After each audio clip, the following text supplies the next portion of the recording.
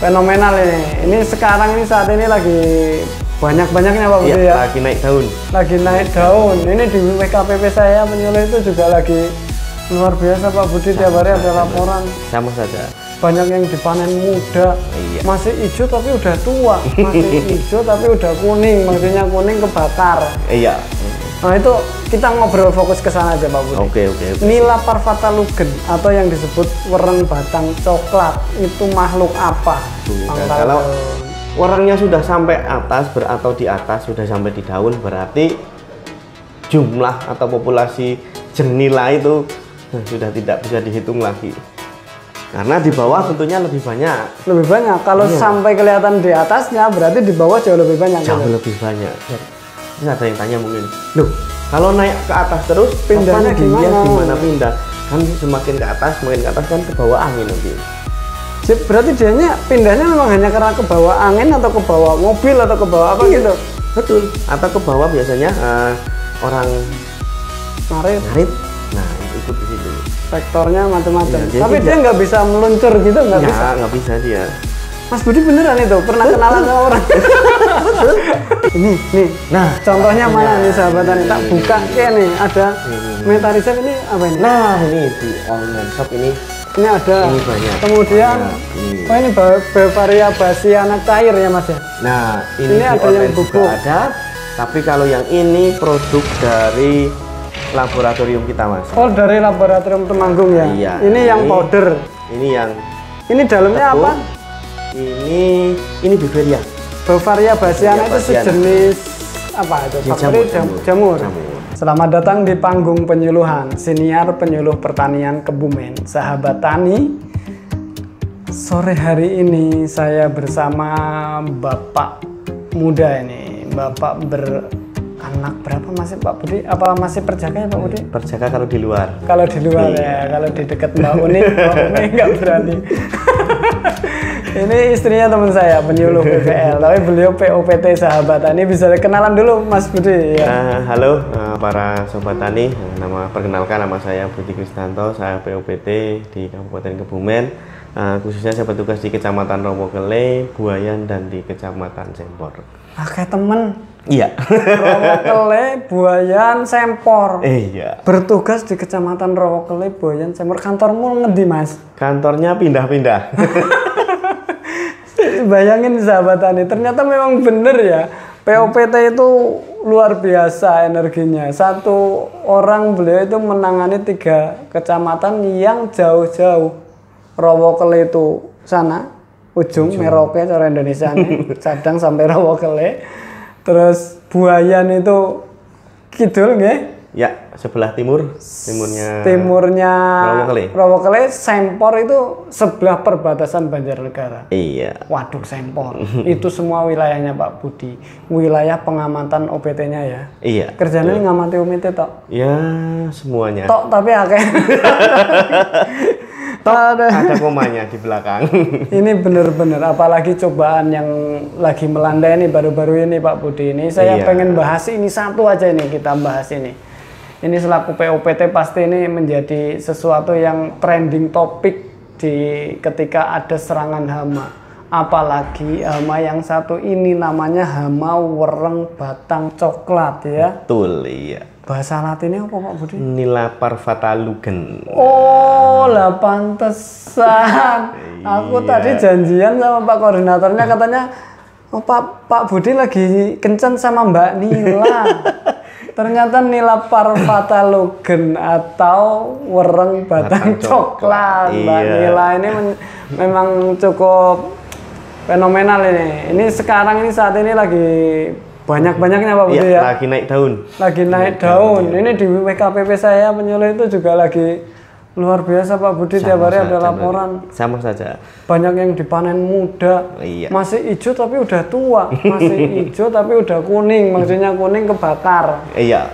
Nah itu kita ngobrol fokus ke sana aja Pak Budi. Oke. Nila parvata lugen atau yang disebut wereng batang coklat itu makhluk apa? Begini Mas, untuk Nila parvata lugen atau biasa yang petani menyebut wereng batang coklat, itu salah satu hama golongan hama utama pada tanaman padi. Hewannya kecil, Mas. Hewannya kecil. Ya, kecil. Ya, kalau sama lalat, gede lalat. Sama lalat gede lalat, sama rengit. Rengit hampir sama. Hampir sama gedenya. Nah, nanti kita cantumin aja lah di sini ya. Ini editor. Ini secara spesifik kalau dia berhinggap, mencelok. Sayap mencelok. Sayapnya berbentuk segitiga. Oh, ciri spesifiknya sayapnya segitiga. Dilihat dari atas itu ya. Iya, di atas. Dan jalan ketika dia menghinggap, dia suka jalannya miring. Jalannya nggak lurus ke depan gitu? Lurus, miring-miring gini. Ngiring kanan apa ngiri, Pak? Biasanya kalau nggak kanan ya kiri. Maksudnya dia nggak suka jalan lurus, kalau berarti joget gitu lah, miring jalannya. Muter-muter. Itu ciri-ciri yang membedakan makhluk apa itu Mbak Nila dengan yang lain gitu ya. Terus di samping itu si Mbak Nila itu kami teman-teman di POP itu biasa menjemputnya Mbak Nila, ya. Atau biasa disebut Jeng Nila juga. Jeng Nila, Nila Parvat. Itu agak susah dan sulitnya biasanya dia berada di bawah. Berada di bawah. Nyerangnya itu nggak di daun. Tidak. Berarti. Awal dia datang, dia akan menyerang di bawah di batang. Langsung ke batang. Ke bawah. Pongkolnya itu. Iya, karena dia menghisap cairan dari tanaman padi. Bukan cairan daunnya gitu ya. Jadi batangnya itu ya. Batang dulu nih. Kalau orangnya sudah sampai atas atau di atas sudah sampai di daun, berarti jumlah atau populasi jenila itu sudah tidak bisa dihitung lagi. Karena di bawah tentunya lebih banyak. Lebih banyak. Kalau sampai kelihatan di atasnya, berarti di bawah jauh lebih banyak. Jauh lebih banyak. Dan ketika sudah sampai di atas, kecenderungannya di situ tidak hanya yang dewasa. Sudah ada yang anak. Beranak. Sudah beranak di situ kalau udah sampai ke atas. Biasanya sudah jumlah di situ sudah banyak, juga tidak hanya orang dewasa yang ada. Berarti udah ada keturunannya orang itu di situ. Iya, ya? Sudah bersiklus 2 generasi gitu sampai ya. 3 kali generasi. Bisa. Satu kali serangan bergenerasi di satu batang itu, Pak Budi. Bisa. Gini, yang namanya wereng nih, kalau bahasa petani itu mengatakan sobat tani tidak ujuk-ujuk atau tidak tiba-tiba. Sebenarnya nggak tiba-tiba.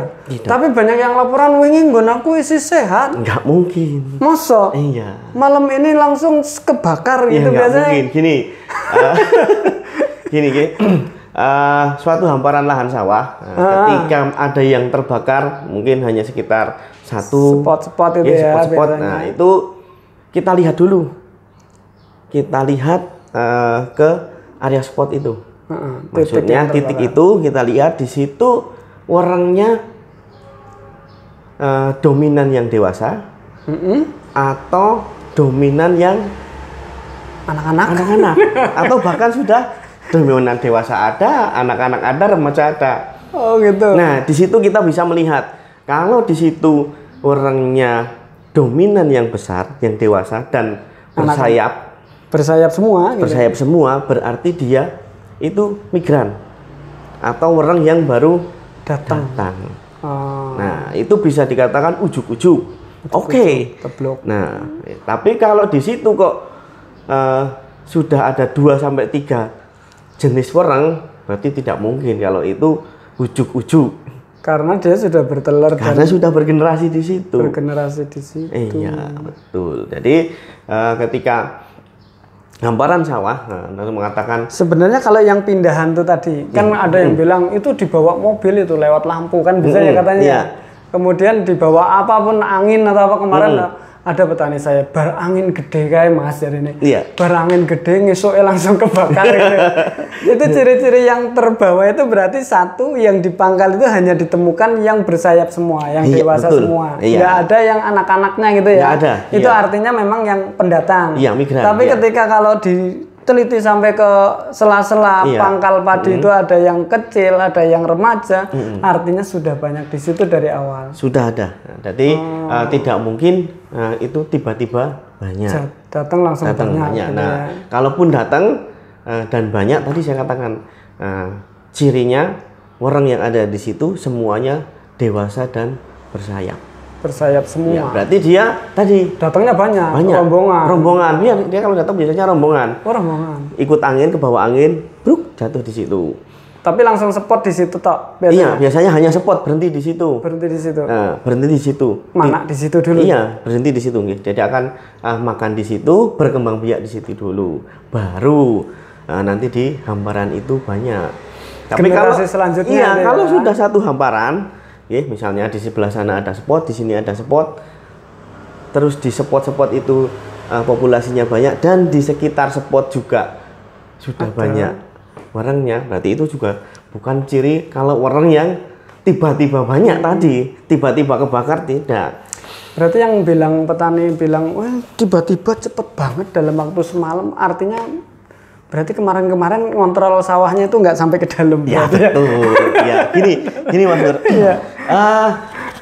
Dari beberapa pengalaman yang pernah saya temui, kecenderungan kadang tani, bukan hanya kadang tani, termasuk petugasnya, termasuk kita. Baik teman rekan kita PPL maupun PWT sekalipun. Gitu. Semua lah ya. Hampir semuanya biasanya akan terlena ketika tanaman padi itu sudah mulai meratak. Sudah berbunga dan memunculkan bulir-bulir tadi itu meratak ya bahasanya. Nah, itu di situ titik lengah kita semua. Sudah ayam ya, alhamdulillah. Tandurannya bagus. Kalaupun ke sawah, lihat jenguk ke sawah yang sering sore hari sudah mandi sambil ngelinting rokok yang gede. Sekarang puasa nggak ngelinting. Oh, puasa nggak ngelinting ya? Ngabuburit. Cuma lihat dari jauh. Nah itu. Nanti ketika parinya sudah mulai menguning, disertai juga terbakar. Nah, serangannya di situ. Jadi sebenarnya serangan sudah dimulai dari awal dulu, sebelum padi itu menguning. Nah itu. Untuk lahan-lahan biasanya untuk yang di sekitar pom bensin, pinggir jalan yang dekat lampu. Iya. Nah, biasanya dia akan cenderung lebih rentan terbakar dulu. Nanti hopper burn. Nah, kalau bahasanya di buku kita itu hopper burn, tapi kalau petani biasanya kan mengatakan itu kobar. Tandurannya kobaran. Nah, kebakar. Kita biasanya hanya menyesuaikan saja, biar lebih enak dan lebih komunikatif. Ikut saja. Nah, tapi ketika sudah berbicara dengan mungkin orang yang sama teknis juga tidak bakal mengatakan kebakar kobaran bintang. Bahasa wilayah satu dengan wilayah lain beda. Itu namanya hopper burn. Hopper burn. Area-area kayak gitu perlu diperhatikan ya. Dekat-dekat pom bensin, pemberhentian mobil, kendaraan. Dekat-dekat lampu. Yang dekat lampu jalan biasanya. Nah, itu cenderung lebih rawan. Ini diperhatikan yang punya sawah gitu. Betul. Terus begini Mas. Warang, si warang itu selama di sekitar areal persawahan itu masih memungkinkan akan ada tanaman padi, dia tidak akan melakukan migrasi. Oh gitu. Ya. Jadi yang migrasi adalah yang memang sudah habis makannya. Ya, jadi ketika dia sudah punya naluri, ketika areal sekitar pertanaman situ nanti ketika saya melahirkan generasi berikutnya, itu nanti harusnya ada makanan. Nah, nanti ketika keluar generasi masih ada makanan, warangnya sampai ke dewasa pun dia tidak akan mengeluarkan sayap secara sempurna. Kok bisa? Berarti dia tua terus bersayap enggak? Gini, jadi kan warang bertelur, terus menetas. Nah, menetas dia akan menjadi dewasa. Satu siklus itu yang namanya dia kan berubah besarnya kan berganti kulit. Iya, jadi dari instar 1 sampai ke instar 5. 5 instar atau 5 apa ya bahasa biar enak. 5 kali dia berganti kulit untuk menjadi dewasa. Pertama telur, netes ganti kulit pertama. Nah, netes ya ganti kulit pertama, itu warnanya sama semua nggak? Kalau yang coklat, yang hijau beda. Nah, ketika dia masih begitu mulai netes, dia akan seperti ampas. Kalau petani mengatakan putih-putih itu. Putih seperti ampas. Oh, itu berarti dia netes-netesan telur. Amalia. Nah, jadi dia masih barusan netes. Mungkin itu baru sekitar instar 1 atau instar 2. Itu berapa hari instarnya, Satu instar itu berkisar antara 2 sampai 5 hari. 2 sampai 5 hari, cepet ya. Ya, tergantung cuaca, iklim yang mendukung, dia akan lebih cepat. Lebih cepat berkembang. Nah, ya bisa. Nah, jadi tadi saya katakan 2 sampai 5 hari paling lama dia akan berganti kulit, berubah menjadi, ketika dia berganti kulit dia akan lebih besar.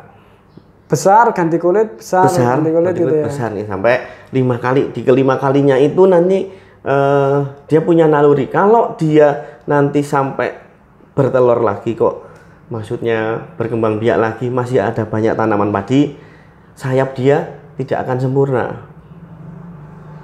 Bisa kayak gitu Mas Budi? Bisa. Enggak otomatis gitu loh. Kan otomatis waktunya bersayap harusnya bersayap dia. Enggak.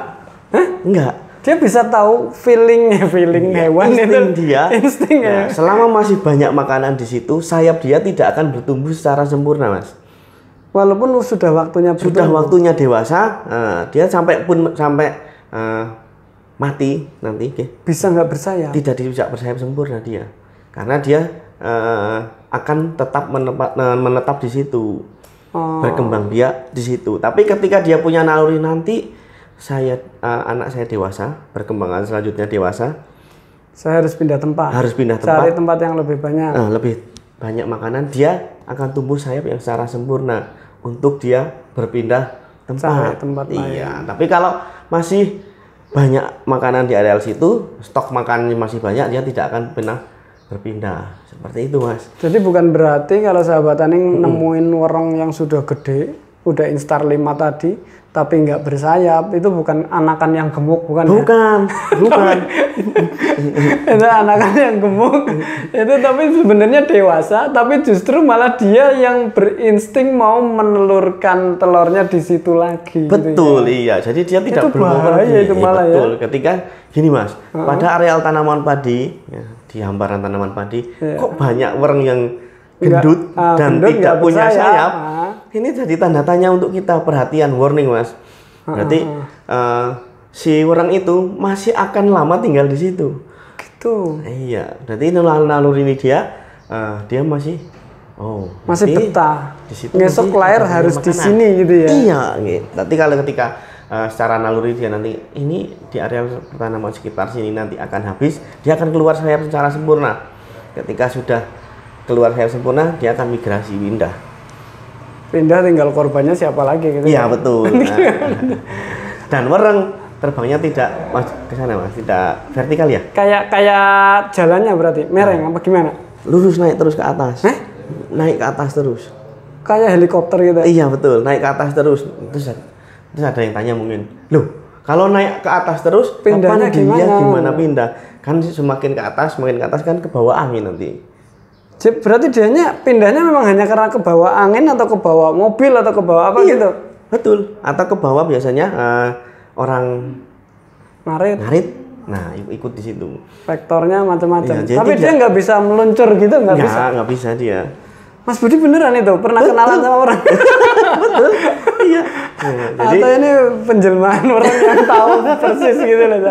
Jadi orang ketika mau migrasi, dia terbangnya tidak ke depan, tapi ke atas, nanti nunggu terus. Siapa yang mau membawa. Iya, gitu aja, ke atas saja terus. Nanti ketika sudah sampai ke atas, ada angin, dia akan terbang angin. Nah, ngikut angin. Iya. Ya berarti benar ketika ada angin besar, habis itu kena wereng, ada kemungkinan. Ada kemungkinan bisa. Ya. Iya. Nanti mungkin dari daerah lain yang sudah tidak ada makanan, terbang ke atas, kena angin, masuk ke rawa kelele ya. Bisa jadi itu. Tapi jangan ya. Sudah di sana. Tapi ya kita nggak bisa nyalahin angin juga ya. Iya, nggak bisa. Nggak bisa nyalahin orang juga, dia nyari makan ya. Iya, nggak bisa juga. Tapi itu Mas, saya penasaran dari instar 5 instar itu kan selisihnya berapa? 3 sampai 5 hari. Iya, kurang lebih. Berarti 5 hari, kalau 5 hari rata-rata 25 hari itu berarti instar sempurna dan dia akan bertelur lagi. Iya. Bertelur lagi tinggal kalau memang werengnya masih bulat-bulat, tidak ada sayapnya, lucu-lucu gitu. Gemoy. Berarti siap-siap akan ada generasi penerusnya di situ. Betul, ya. Ya. satu siklus dia dari mulai bertelur sampai ke dewasa lagi berkisar antara 28 sampai 35 hari. Nah, benar berarti 2-3 sebulanan ya hidupnya. Kurang lebih. Habis bertelur mati atau ngapain dia? Mati dia. Habis bertelur mati. Dilanjutkan generasi berikutnya. Telurnya kayak ngopo, Mas? Telurnya gini, dia biasanya letakkan di pelepah daun. Pelepah daun. Nah, di bawah sini. Bagian bawah apa atas? Bawah. Bawah pelepah daun. Ya. Seperti apa ya, yang mudah. Pisang, tahu pisang? Oh iya, pisang. Ada sisir-sisirannya. Iya, biasanya ada di daun itu. Iya, ada sisirnya pisang. Kuning warnanya? Keputihan gitu ya. Betul. Kuning ya, kuning kayak sisiran pisang gini ya. Kuning abu-abu lah itu. Nah, itu kayak sisir-sisir pisang. Itu telur merang. Beda nanti kalau telur penggerek batang loh, jangan salah. Itu kayak pisang nggak? Kalau telur penggerek batang dia panjang ke bawah. Terus diselaputi kayak bulu. Kalau penggerek batang. Ada ya, macam-macam telur ini. Ada. Ya. Macam selaputi kayak bulu tapi panjang. Iya. Kalau yang kayak pisang kuning itu wereng. Iya. Kalau dapat itu silakan diambil, bikin telur asin aja di rumah jangan. Boleh. Jangan dipelihara di sawah karena satu telur itu berapa isinya? Kurang lebih satu koloni telur itu. Satu koloni telur ya. Nah, satu kelompok telur kurang lebih sekitar 100 sampai 200. 100-200 wereng baru. Iya. Baru. Kalau berarti satu ekor melahirkan 100-200 telur. Kurang lebih. Iya, kalau 100 lah. Banyak ya, beribu-ribu ya. Ya, makanya. Ya, kalau ambil aja mungkin 100. Hitung aja 100, 10 aja udah 1000 Mas Budi. 1000 wereng coba. Padahal di bawah itu kalau udah ada serangan kadang nggak cuma 10. Lebih, Mas. Lebih. Ketika tanaman padi tadi sudah kebakar atau berben. Yang udah berben. Di bawah jelas di atas 50. Di atas 50. Bahkan di atas 100. Lebih di atas populasinya. Populasi per rumpun ya. Rumpunnya. Dihitung aja berapa rumpun di sawah. Iya, jadi bahkan tadi kalau situ sudah kebakar untuk benar-benar ngitung pun sulit. Jadi kalau dibuat padahal laporan jenengan ya. Iya. Mas Budi per rumpunnya berapa gitu udah kebakar gitu. Tuh. Baru gue sabruk menahir. Itu udah ratusan jadi, ya. Betul. Nah, jadi harus pakai trik rahasia itu. Artinya sangat bahaya nih orang berarti. Luar biasa ya. Makanya. Apalagi sekarang dengan iklim cuacanya kemarin sangat mendukung. Oh iya nih, cuaca yang sangat mendukung perkembangan wereng yang seperti apa? Seperti saat ini, Mas. Maksudnya gini, ada hujan juga ada panas. Jadi dia menyebabkan di areal pertanaman itu menjadi lembab suhunya. Kelembapannya tinggi. Panasan terus kena hujan. Iya. Tapi kepanasan lagi. Nah, jadi enak anget-anget. Iya. Tapi ada airnya gitu ya. Iya betul. Jadi kalau werengnya mengatakan ini cocok pas. Jadi tidak terlalu dingin, tidak terlalu panas. Untuk berkembang biak. Untuk berkembang biaknya dia si wereng itu. Nah hujan terus kalian malah nggak apa-apa ya? Kalau hujan los terus nggak apa-apa. Paling banjir ya. Banjir tapi Mas. Iya. Tapi kalau kering terus, panas terus tanpa ada hujan itu kurang nyaman untuk. Iya. Nah, ini memang kondisi kebumen lagi kayak gitu. Kadang hujan tapi ada panas, ada panas. Terus kalau kering terus juga tidak cocok untuk perkembangan wereng ya. Jadi kalau bagi sahabatan yang pengen ngingu wereng itu cari kondisi yang kayak gitu ya. Iya betul. Jadi cari kondisi yang panas, hujan. Ada panas tapi juga ada hujan. Makanya orang tua zaman dulu itu kalau hujan saat panas terang siang hari itu diarani hujan omo ya. Iya. Nah, jadi ada benernya ya hujan hama. Sama dulu seperti saya juga mendengar waktu belum menjadi petugas POPT ya. Di dunia pertanian, apa iya hujan bawa hama? Terus gimana caranya gitu kan? Oh ternyata maksudnya itu kalau orang zaman dulu orang tua kan kalau mengatakan kan itu ada artinya ya, tidak ada hanya bukan ada hanya kiasan, bukan hanya kiasan. Nah, ya, tadi ternyata terbukti ya. Terbukti ya. Karena memang orang zaman dulu titen aja sebenarnya. Ya. Titen, ya. Aslinya nggak apal instar juga sebenarnya. Enggak. Cara terbangnya pun nggak tahu. Nggak tahu, cuman berdasarkan hasil penelitiannya di titen itu. Titen itu kan meneliti pengalaman. Jadi barudan mesti serangan ya. Banyak hama A, B, C, D, nah berarti harus seperti ini. Nah itu. Artinya kalau petani kita sekarang titennya sudah kurang.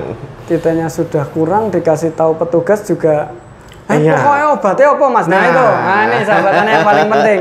Obat malah ditanyain, jadi tambah sehat-sehat orangnya. Diobati sih, lemu-lemu tadi nggak bersayap yang gemo ya, yang lucu-lucu gitu ya. Jangan salah. Kadang sahabat tani semua, kadang tani, kadang salah menyebut mas. Masih salah. Betul. Menyebut obat. Kalau obat itu belinya kan di apotek. Betul, untuk mengobati ya. Untuk mengobati yang sakit. Nah, ini justru untuk membunuh, jadi bukan. Harusnya dibunuh orang obat. Itu ya. Nah, racun mintanya. Racun untuk pestisida. Pestisidanya tapi apa? Kebiasaannya para petani, kadang tani kita menyebutnya kalau ketemu obatnya apa mas? Langsung itu, ya. Paling penak itu kayak gitu. Obatnya lah. Pokoknya kudu diberantas hari ini gitu. Hari ini begitu nyemprot langsung terus plong langsung habis. Selamat. Ngesuk aku mau tilik meneh wis rampung ya. Betul. Nah. Rata-rata mintanya yang murah, yang bagus. Yang bantuan kali. Nah, apalagi kalau yang gratis. Nah. Oke, itu kita beralih ke tadi udah diterangkan ya apa itu wereng, kriterianya, cara terbangnya, model-modelnya, sayap nggak bersayap, kemudian instarnya. Lah ini kira-kira buat sahabat tani kan tadi yang paling penting jadi obatnya apa? Pengendaliannya tuh gimana? Obatnya tuh gimana itu mas? Kalau saran Mas Budi sebagai POPT itu apa itu mas? Ya, yang pertama kita lihat dari varietas mas. Varietas padinya. Varietas padi. Tanamannya. Ya. Nah jadi jangan menanam varietas yang rentan atau disukai orang. Oh berarti sudah ada varietas yang disukai orang dan tidak disukai orang saat ini ya, yang beredar gitu ya. Ada. Nah jadi untuk varietas yang lama nih seperti Cisadani, Cilamaya, ketan ya. Nah, terus itu cenderung lebih rentan gitu. Lebih rentan dia. Berdasarkan pengalaman yang ini. Jadi ya. ketika hamparan sawah ada beberapa varietas, nanti varietas itu yang akan dinikmati duluan. Betul, dinikmati. Karena lebih enak ya kalau manusia yang paling enak duluan. Nah, ya ketemu betul. Gitu ya. Menurut instingnya orang nanti varietas itu lebih gurih. Oh gitu mungkin, katanya ya. Lebih gurih dan lebih maknyus. Jadi dia nikmati dulu. Yang enak dulu dia nikmati, nanti kalau sudah yang enak habis barulah tetangganya yang tidak enak pun juga dinikmati. Nah itu. Jadi situ mas. Jadi tadi nggih Cilamaya, Cisadani, ketan, hampir semua padi hibrida. Hibrida juga walaupun varietas baru. Varietas baru pun kecenderungannya hibrida, dia lebih rentan terhadap OPT itu wereng terutama. Iya. Jadi hampir semuanya hibrida itu rentan dengan. Artinya kalau petani mau nanam juga perlu diperhatikan varietasnya ini ya. Kalau udah merasa di tempatnya sudah sering mesti setiap musim ada wereng ya tanam yang hindari itu. Hindari varietas yang Cisadani, Cilamaya ya betul. Nah, tanam varietas yang seperti Impari 42, yang varietas cenderung baru. Situ Bagendi itu Mekongga kan lebih agak tidak begitu disukai orang. Ya dilihat barangkali minimal kriteria varietasnya kan ada ya deskripsinya ya mas. Ini lebih rentan, lebih tahan orang gitu kan ya. Itu dipercayai saja dari produsennya semoga benar. Ya benar mas. Ya itu pertama itu pemilihan varietas. Betul. Yang kedua yang kedua pemupukan berimbang, budidaya tanaman secara sehat. Nah, nanti ada yang namanya pemupukan berimbang itu juga perlu mas. Pupuknya juga berimbang. Jadi seperti kita tanaman kalau makan kan yang 4 sehat 5 sempurna. Sekarang B2SA. Nah, sekarang ganti B2SA.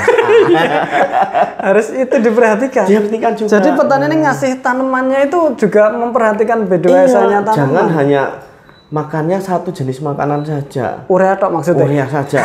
Jadi gini, kadang petani kalau tanamannya belum hijau, ya hijau sampai kehitaman belum marem. Jadi masih suka ditambahi urea. Padahal ketika tanaman padi terlalu banyak urea, nah jadi dia menjadi tanamannya gurih tadi.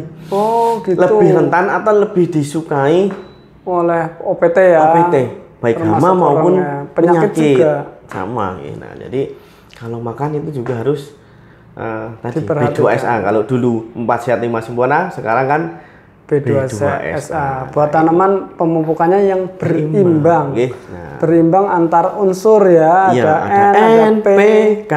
Itu juga termasuk unsur-unsur mikronya nanti bisa ditambahkan dengan pupuk organik. Nah, organiknya juga harus dibanyakin. Ditambah. Nah, jadi jangan hanya melulu tadi urea dan urea. Kalau belum hijau kehitaman, belum berhenti ngemes. Padahal sekarang katanya beri pupuk juga susah. Tapi nyatanya pakai. Dan makanya juga banyak. Nah, beli yang non subsidi mereka Mas. Nah, itu mahal. Susah dapatnya, mahal lagi, habis itu keserang hama. Berarti itu ini perhatikan sahabat tani. Jadi pemupukan harus berimbang, lebih tahu bagaimana makanan tanaman sebenarnya nggak cuma N, tapi ada P, ada K, ada unsur yang lain, C, ada macam-macam lah ya, ada beberapa unsur hara yang harus sama seperti tanaman diibaratkan seperti kita lah. Kalau hanya suruh makan nasi kan ya karbohidrat saja. Nasi tanpa lauk kena gula, kena macam-macam ya Mas.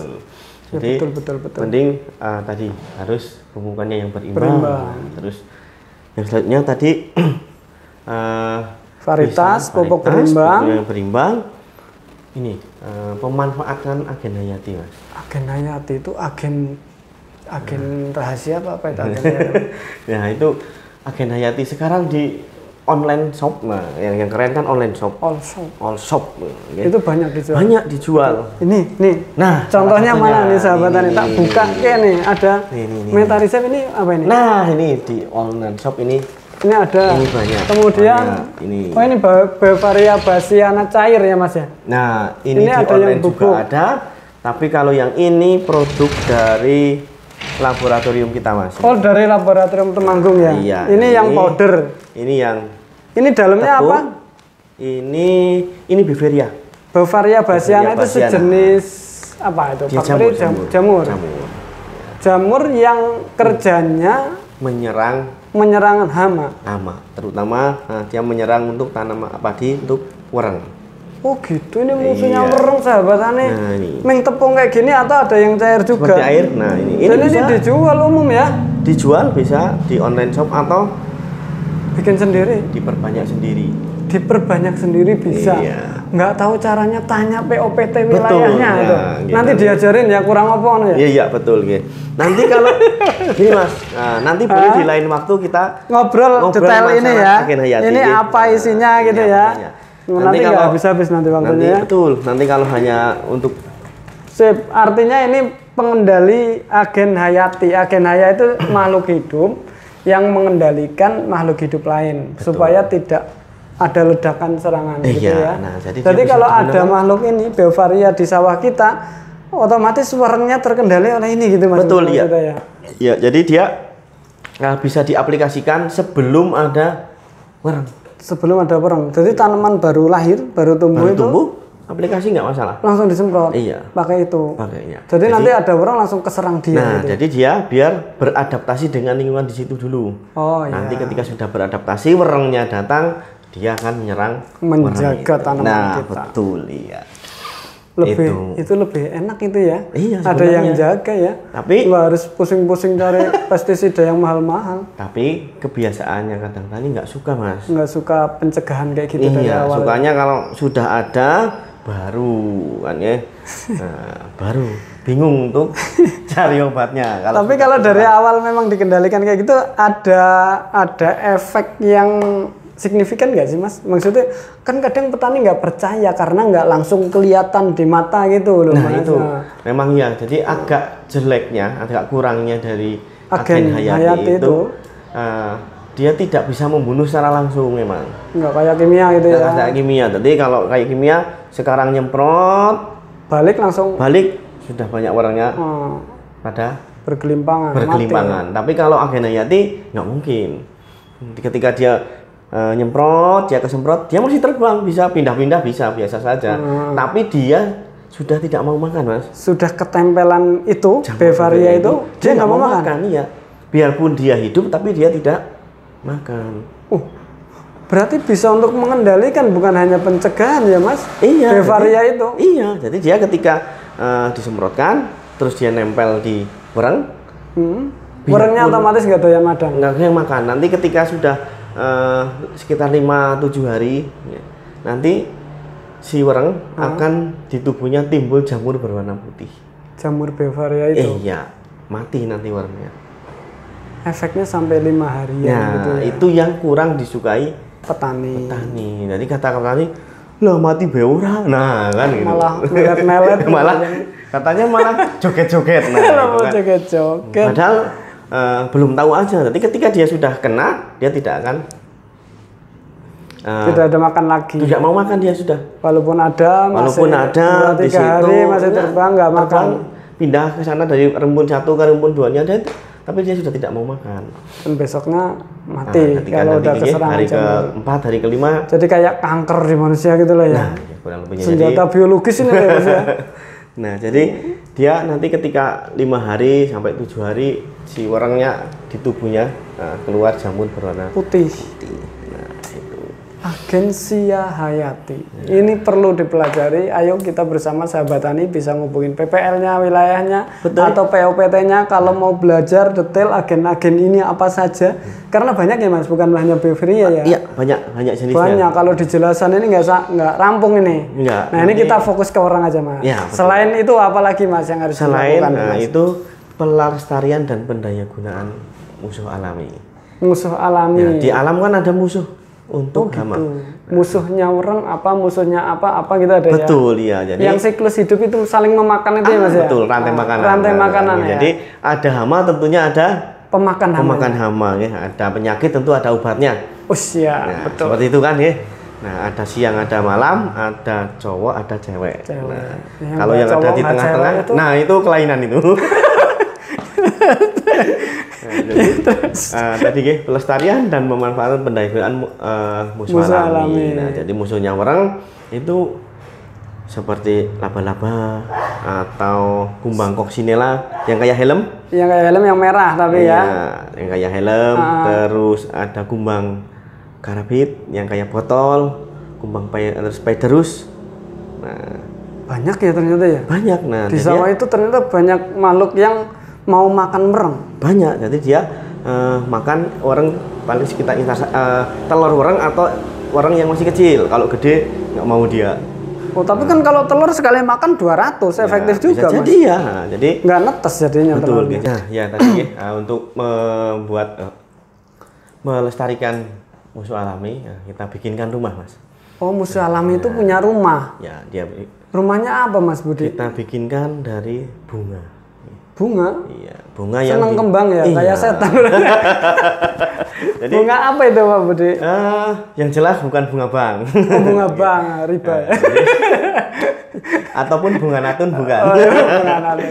Ya, bunga yang berwarna cerah. Nah, tadi yang bunga apa saja yang berwarna cerah itu bisa disukai untuk tempat tinggal musuh alami. Jadi ditanam di pinggir lahan sawah, di pinggir-pinggir galeng. Nah, itu nanti dia biar musuh alaminya bertempat tinggal di tanaman bunga itu. Jadi dia kan cenderungnya lebih suka menyukai warna-warna yang cerah. Warna cerah. Nah, ya. Jadi tapi pesan saya ya, jadi pilih bunga yang berwarna cerah tapi jangan yang berduri, Mas. Jangan berduri. Iya. Nah, kenapa enggak kan kebeset-beset ya kalau iya, betul. Nanti lewat kalau ya. berduri, nanti kalau lewat bunga mawar misalnya. Iya. Jadi bunga-bunga kayak kenikir gitu barangkali ya. Bunga kertas. Curing yang bisa dimakan sekalian daunnya ya, bisa ya. Nah, itu atau bunga kertas. Bunga kertas yang warna-warni itu. Yang warna-warni tapi kan bisa. Kadang ada hama yang suka warna cerah juga, Mas. Ganggu nggak? Hama yang suka warna cerah kan ada ya. Nah, itu ganggu padi nggak? Enggak. Nggak ganggu padi. Enggak ganggu. Kecenderungan untuk hama yang di tanaman padi dia kan kebalikannya. Dengan musuh alaminya. Kebalikannya musuh alaminya. Nah, jadi maksudnya dia tidak suka warna yang cerah. Oh, gitu. Berbeda ya. Nah, untuk yang warna cerah biasanya dia hama yang ada di tanaman hortikultura. Betul. Jadi kalau refugia untuk hortikultura kurang tepat ya? Bisa, tapi cuman hati-hati untuk jenis warnanya. Maksudnya kan warna kuning misalkan disukai lalat buah gitu ya. Nah, ya, seperti itu. Jadi hindari warna yang lebih disukai untuk jenis-jenis hama tertentu. Nah, itu untuk di tanaman kalau padi. Tanaman padi aman. Aman. Warna apapun, bunga matahari apa-apa boleh ya. Boleh. Nah, tadi cuman bunga Mawar pun boleh, cuman saran saya jangan karena dia ada berduri, berbahaya untuk yang rawat tanaman. Nah itu terus tadi yang selanjutnya selain untuk melestarikan musuh alami, yang tidak kalah penting itu pengamatan rutin, Mas. Pengamatan rutin, benar minimal ya. 1 minggu 1 kali pengamatan seminggu sekali tok. Nah, cukup ya, minimal, ya? Minimal. Asal ketika 1 minggu sekali itu ya turun ke lahan. Sudah 1 minggu sekali ke lahan, cuman dari jauh. Sawahnya di tengah sana. Sawahnya di dari tengah. pakai motor. Waduh, pakai motor, cuman. Ya aman. bagus dan cara ngamati yang benar gimana Pak Budi? Masuk ke sawah. Walaupun digaleng nggak apa-apa. Ya? Apa harus nyemplung jeblok-jeblokan gitu? Lebih baik masuk ke sawah. Kalau mau sempurna masuk. Ya, masuk ke sawah. Ya. Jadi kita lihat di bawah, ada apa aja di bawah. Tadi kalau orang saya katakan ya, orang itu hidupnya awalnya di pangkal di bawah. Tadi ciri-cirinya yang di depan ya. Tadi kalau sudah di atas berarti dia sudah banyak. Udah parah. Parah. Nah, jadi perlunya ini dilihat di bawah. Toh misalnya saking nggak sempatnya 1 minggu sekali datang ke lahan ke sawah, ya minimal dilihat di bawah. Nah, sekitar 1 meter lah dari pematang ya. Kalaupun malas turun ya. Iya, dilihat. Nah, itu tapi lebih baik turun karena biasanya serangannya di tengah biasanya. Iya. Itu. Iya. Jadi kenapa saya mengatakan kok pengamatan minimal cukup 1 minggu sekali? Itu berkaitan dengan siklus perkembangbiakan hama tadi. Dari telur sampai dia instar pertama dewasa, kan itu kurang lebihnya instar 1, 2, 3 hampir semua OPT ya. Nah, itu hampir semua OPT berkisar antara 1 minggu 7 hari lan. Siklus hidupnya itu ya. Untuk mengetahui ada dan tidak. Kalau misalnya di hari pertama masih bentuk telur kan ketahuan. Ya. Di hari ke-7 atau hari ke-4 pasti sudah netes. Ketahuan kecil-kecil. Nah, iya. Masih belum ketahuan. Ya. Nanti hari ke-7 lagi. Hari ke-7-nya pasti lebih gede. Udah gede dia. Nanti hari ke habis. 25 itu udah gemoy itu. Udah gemoy tadi. Habis itu. Pengamatan mingguan ya. Pengamatan mingguan itu penting. Nah, terus yang terakhir dan yang di puncak senjata pamungkas. Senjata pamungkas apa itu? Pakai tadi nih, yang kalau petani nyebutnya obat, pestisida kimia. Racun pembunuh serangga. Pestisida bukan obat. Kalau obat kok orangnya malah sehat. Nah, kalau orangnya dikasih obat nanti sehat gemo nanti. Iya. Nah, jadi dikasih pestisida. Pestisida itu jalan terakhir. Ketika memang pengamatannya mungkin nggak ngelihat orang tiba-tiba keserang gue nakupak nembe telung dino padahal ya. Itulah kalau memang boleh pakai pestisida kalau seperti apa Mas serangannya? Kalau sudah gini, kalau di kami biasanya saya dan teman-teman menggunakan ada batasan patokan. Ada batasan patokan. Batas minimalnya seperti apa ya? Per rumpun itu kalau sudah ditemukan 20 ekor. 20 ekor orang untuk tanaman yang di atas 40 hari. Di bawah. Di bawah 40 hari. Iya, di bawah. Ketemu itu, 20 ekor. Iya. Itu boleh menggunakan pestisida kimia. Oh. Kalau di atas 40 berarti kan di atas 20. Nah, itu boleh menggunakan pestisida kimia. Itu pun juga dengan sesuai anjuran kalau bisa. Sesuai anjuran ya. Sesuai anjuran. Makanya tadi harus pakai rekomendasi POPT kalau bisa ya. Jadi ngundang POPT, dilihat anjurannya pakai bahan aktif apa gitu yang lebih aman dulu gitu ya. Nah, terutama untuk tanaman padi yang sudah mulai menguning tidak dianjurkan untuk berbahan aktif yang sistem kerjanya secara sistemik. Oh iya, itu sistem kerja pestisida ternyata macam-macam. Macam-macam ya.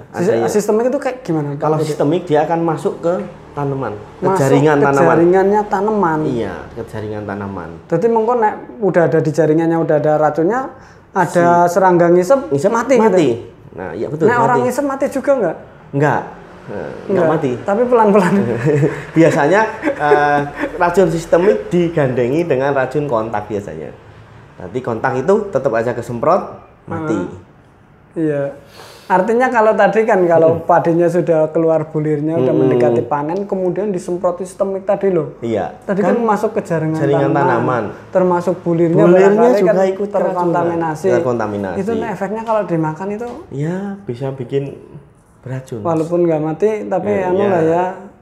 Mati pelan-pelan. Nah, mati pelan-pelan, membunuh secara pelan-pelan. Kesehatan yang tahu lah ya. Kalau residu kimia itu apa itu? Nah, karena untuk sistemik minimal 35 hari itu baru hilang. 35 hari. Berarti batasnya minimal 35 hari sebelum panen. Nah, iya. Baru boleh di pestisida sistemik. Kalau udah 1-2 minggu sebelum panen, paling maksimal harus bisanya hanya yang kontak ya. Kontak artinya yang hanya di luar saja atau gimana itu? Kontak itu kalau tidak kena hamanya dia tidak mati. Tidak menyisakan di batang padinya juga. Di batang padinya tidak meresap ke dalam gitu lah ya. Dia tidak akan meresap. Nah, itu. Untuk tanaman padi yang sudah mulai kuning lebih baik menggunakan yang kontak. Oke, ini itu perhatikan. Jadi kalau dijelaskan satu-satu banyak Mas bahan aktif gimana? Itu satu konten sendiri itu. Iya betul. Masalah bahan aktif. Besok lagi ya Mas ya? Boleh ya. Besok lagi ya boleh. Besok lagi ya. Gini, kalau untuk sekarang yang ngetren, yang ngetren ini orangnya. Yang ngetren biasanya yang dicari 3 bahan aktif sekarang. 3 bahan aktif, ya. Bahan aktif tadi itu. Tapi petani itu tidak menyebutkan bahan aktifnya, dia hanya akan menyebutkan merek dagangnya. Kita nggak usah nyebutin merek. Bahan aktif itu kandungan di dalam pestisida. Ya, yang pertama yang pimetrosin. Ya. Jenengnya PKP ya. Yang kedua apa? Yang kedua triflumesopirim. Yang ketiga nitenpiram. Nah, ini itu nama-nama anaknya Pak Budi. Kok orang jenenge api-api lu lho. Betul itu. Mana tuh ya? Nama yang di luar rumah. Nama anak yang bayangan ya. Udah lupa. Itu 3 bahan aktif itu maksudnya apa Pak Budi? Maksudnya ini jenenge aneh-aneh gitu. Ya memang itu bahasanya seperti itu. Bahasanya kayak gitu. Bahasa kimianya seperti itu. Jadi 3 bahan aktif ini sekarang yang baru ngetren. Lagi ngetren untuk karena mungkin cespleng atau gimana? Iya. Jadi 3 bahan ini karena bahan aktif ini masih baru. Iya. Jadi si werengnya belum banyak berkenalan, beradaptasi. Gitu ya. Jadi dia sangat efektif. Tapi harganya juga masih mahal. Lumayan. Harga-harga dari yang mengandung bahan aktif itu. Iya, dari 3 tadi. Karena bahan aktif kan banyak di pasaran. Banyak sekali. Ada di Mohipo, ada apa ya? Kalau nggak salah itu. Ada di Mohipo, ada nanti buprofesin. Yang di Bufrosida itu aslinya sudah lama keluarnya. Sudah lama. Jadi ada orang-orang yang sudah pernah tersemprot malah dia sudah tahan kebal gitu ya. Ya, kebal dengan. Jadi carilah bahan aktif yang cenderung baru gitu ya. Yang 3 itu tadi ya. 3 tadi itu. Tadi yang pertama tadi pimetrosin. Terus tadi triflumepirim. Terus nitenpiram. Nah, 3 bahan aktif itu biasanya yang dicari sekarang, lebih dicari petani. Tapi itu bahaya nggak atau efek sampingnya untuk bahan-bahan aktif itu belum diketahui? Ya, rekomendasi nggak itu? Rekomendasinya tetap itu untuk tanaman padi yang belum mulai menguning.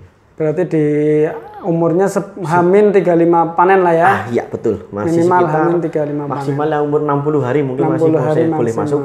Nah, ketika umurnya sudah. Itu kontak atau sistemik Mas? Itu sistemik. Ada yang sistemik, ada yang kontak. Ya, ketiganya hampir semuanya sistemik. Nah, jadi lebih baik dihindari nanti memang. Tapi kalau untuk tapi kadang petani juga sulit juga, Mas. Sulit Mas untuk misalnya jangan apa-apa yang penting bisa panen. Nah, itu. Gampang didol, ora tak pangan parene. Nah, orang lain yang diracun. Padahal gini, Mas. Tadi petani yang menjual beli juga dari gabah orang lain yang seperti itu juga. Aslinya ada mengandung itu juga. Aslinya juga cuma muter-muter aja. Nah, ya.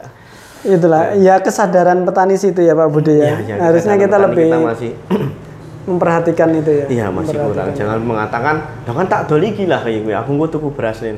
Loh, Kamu tahu nggak beras yang kamu dibeli beli lebih parah ya? Lebih parah dari yang kamu jual loh kayak gitu kan. Nah, jadi itu nah, jadi karena yang namanya wereng, nah, jadi perlu penanganan sejak dini mas. Sejak dini. Iya, jadi antisipasi bahkan sejak memilih benih padinya. Iya, sejak memilih benih padi. Karena secara sifat naluri wereng kan akan punya mudah resistensi dan mudah resurgensi. Apa itu? Aduh, ini udah di hampir akhir malah ya, baru bahasanya dikeluarkan. Aneh, nanti sahabatannya nggak tahu resistensi. Wereng itu mudah resistensi kebal. Resistensi kebal. Iya, kalau disemprot misal ya, tadi misalnya pakai... ya disemprot pestisida A. Nah, 10 wereng nanti yang 3 tidak mati. 3 ini kalau disemprot dengan pestisida yang sama, dia tidak akan mati, Mas. Sudah kebal. Sudah kebal. Nah, itu yang namanya resisten. Kayak diimunisasi gitu ya. Betul, malah justru kayak diimunisasi. Terus yang satunya resurgensi, dia berkembang biaknya lebih cepat. Jadi kalau siklusnya dia misal normal sekitar 28 sampai 35 hari, dia bisa turun Mas menjadi hanya sekitar 21. Kalau sudah sampai terkena pestisida gitu. Iya, dia lebih resurgensi dia. Oh gitu, berkembang biaknya lebih gitu. cepat. Iya, makanya kalau kadang tani mengatakan, sobat tani mengatakan, werengnya cepat banyak. Disemprot bukan mati, tapi malah justru lebih banyak. Karena belum waktunya bertelur, bisa jadi sudah jadi bertelur. Nah itu. Karena dia selain kebal meningkatkan mungkin produktivitasnya ya. Kawin mana lagi nah itu. Nah. Paling stres dia kena obat, stres saja, pusing-pusing. Terus kawin malah mana ya. Ketika dia pusing, mungkin kawin. Itu ya. Nah, jadi dia lebih cepat perkembangbiakannya. Jadi untuk menangani wereng lebih hati-hati, lebih selektif dalam menggunakan pestisida. Ya, tadi biar tadi sudah sampai pestisida, biar saya tidak lupa saya sampaikan beberapa bahan aktif ya, yang tidak recommended untuk ada selain 3 itu yang masih baru, masih viral. Nah, ya, ada yang tidak boleh. Nah, tidak direkomendasikan untuk tanaman padi, terutama untuk wereng.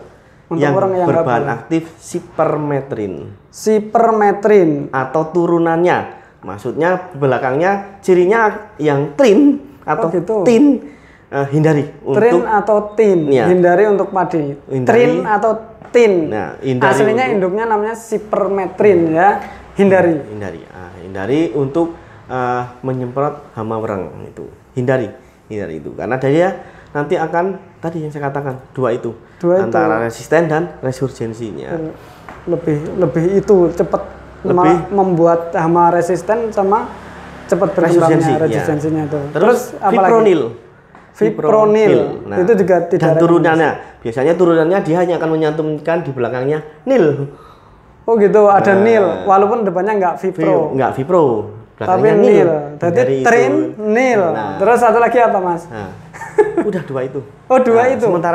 Sementara 2 itu sahabat tani kalau mau aman hamanya tidak tadi resistensi sama resistensi tadi, hindari sipermetrin dan turunannya yang belakangnya ada trinnya. Yang kedua bahan aktif yang berjenis apa tadi? Fipronil dan turunannya cirinya ada nilnya belakangnya. Udah nil ternyata. Nah, gitu Mas Budi. Ada lagi yang perlu disampaikan biar kita kupas tuntas ini namanya wereng. Kayaknya udah semua atau ada yang penting disampaikan yang harus petani ketahui, jangan sampai salah penanganan. Yang perlu petani ketahui untuk mengendalikan atau menangani wereng itu yang pertama ini. Wereng itu tidak mungkin tiba-tiba banyak datang tadi ya. Tidak tiba-tiba banyak. Yang kedua, tadi hati-hati dalam menggunakan pestisida kimia. Betul, tadi diperhatikan ya. Perlu diperhatikan itu karena wereng punya sifat naluri sifat itu mudah untuk resistensi dan resurgensi tadi, cepat berkembang biak ya. Iya. Nah, terus yang ketiga, kalau untuk pengendalian dianjurkan, disarankan mengendalikan itu secara bersama-sama, Mas. Oh iya, pengendalian nggak nyemprot sendiri-sendiri ya? Nggak nyemprot sendiri-sendiri. Bareng. Itu apa bedanya Mas? Kan saya beli sendiri racunnya Mas. Nah, bersama-sama ya eman tak bagi teman-teman saya gitu. Harusnya belinya bersama-sama. Oh, harusnya belinya bersama-sama. Lebih Belinya murah. bersama-sama, lebih murah juga. Dan lebih efektif biasanya. Yang jelas lebih efektif. Lebih efektif karena misalnya saya nyemprot, Mas Nur Hadi nggak nyemprot. Hamanya perang saya semprot pindah ke lahan Mas Nur Hadi. Ke sebelahnya, Nah, yang sebelahnya, aman. Yang aman, tidak bau pestisida. Nah, nanti ketika Mas Nur Hadi nyemprot, pindah lagi ke sampingnya, sebelahnya. Atau balik lagi ke sana. Atau bisa jadi balik lagi ke tempat saya. Nah, jadi karena tidak bersama-sama, jadi tidak efektif. Tidak efektif. Selain hemat, juga hemat, efektif. Juga efektif. Makanya sholat berjamaah ya. Ya. Termasuk pengendalian orang harus berjamaah. Harus jamaah. Sholat aja dianjurkan lebih utama yang jamaah. Nah. Apalagi perang ya. Itu berarti ada kaitannya tuh Pak Budi. Iya, mari mengendalikan wereng secara berjamaah. Azan dulu, kemudian undang POPT biar tepat nih. Insya Allah siap ya petugas. Insya Allah siap. Saya dan teman-teman insya Allah siap ya. Okay. Tapi tadi mohon maaf mungkin karena sekarang beberapa teman-teman, bukan hanya beberapa, semua POPT yang ada di Kabupaten Kebumen itu tidak hanya mengampu satu kecamatan, bahkan 2 atau 3. Jadi mungkin harap dimaklum atau mohon dimaklumi. Mungkin kalau dipanggil hari ini kok tidak besok harus bisa datang. Nah itu minimal ini konten ini bisa untuk menjadi masukan untuk pengendalian bersama tadi. Betul, ya. Pestisidanya udah disampaikan tadi ketika udah terserang harus bisa di. Nah iya. Karena tadi terkendala sih bukan alasan Mas, tapi memang adanya seperti itu ya kondisinya. Iya, saya ketemu Pak Budi aja susah. Saya harusnya pagi teman-teman. Ini sampai kesorean ini saya. Kesorean hanya karena katanya tadi kencan sama Mbak Nila. Iya. Nila Parvata Lugens. Jangan lupa itu. Mbak Wereng ternyata yang dikencanin tadi pagi. Oke Pak Budi, ada closing statement nggak sebelum kita closing? Atau pesan-pesan apa satu? Gini, tadi untuk para sobat tani dan kandang tani yang ada di Kabupaten Kebumen, untuk pengendalian tadi kuncinya satu, bersama-sama Mas. Bersama-sama tadi ya. Ya, bersama-sama, baik bersama rekan atau kandang tani yang lainnya atau dari teman atau petugas yang ada di BPP, di wilayah. Penyuluh juga insya Allah siap. Iya, nah itu. Jadi seperti itu, semoga pertanian di Kabupaten Kebumen lebih maju. Amin. Dan hasil atau petaninya lebih makmur Mas. Amin ya rabbal alamin. Harganya mahal. Harganya pantas lah ya. Jadi jangan mahal, pantas. Ya pantas, rego pantas. Jadi bisa dimanfaatkan untuk kesejahteraan petani. Oke, terima kasih Mas Budi. Kita closing dulu. Petani Indonesia sejahtera, bahagia dan berjaya. Penyuluh pertanian Kebumen, aktif, kreatif, inovatif. Saya Nur Hadi Mustafa undur diri. Matur nuwun Pak Budi. Sama-sama. Assalamualaikum warahmatullahi wabarakatuh. Selamat.